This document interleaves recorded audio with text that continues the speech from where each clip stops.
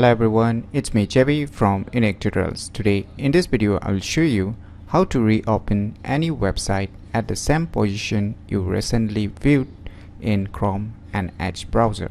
So without further more delay, let's begin. So firstly, open the Chrome web browser, or if you're using an Edge browser you can open the respective browser also. So in my case I'm using a Chrome. So in the Google search, just search for the application name as Scroll In. As you can see the name Scroll In, so you can see here Scroll In. So on the first list you will see its official website Scroll In. Just click on it. Now it will take you to the Chrome web store. So here you can see Scroll In, offered by Pratik Surana. So you can see the developer name, and on the right side you can see Add to Chrome. Just click on it to add this add-ons. Click on Add Extension, wait for a few seconds. So it is starting to download. So finally it is added. Now you can see our extension icon. Just click on it. Now here you can see Scroll In. Just you can pin it. Now you have pinned it. So your installation is done now. So let us open one website. So you can see here some websites.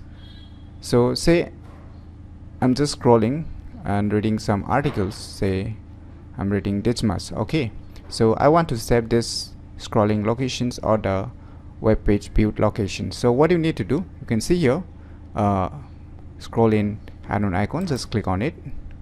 Now it will show you in a hurry. Save the scroll and read this page on page by clicking the button below. Now you can click on this save. You can give a name, any name if you wish. I'm just keep it as blank. Click on OK. Now you can see the mouse saved like icon has been turned into blue. That means this location has been saved.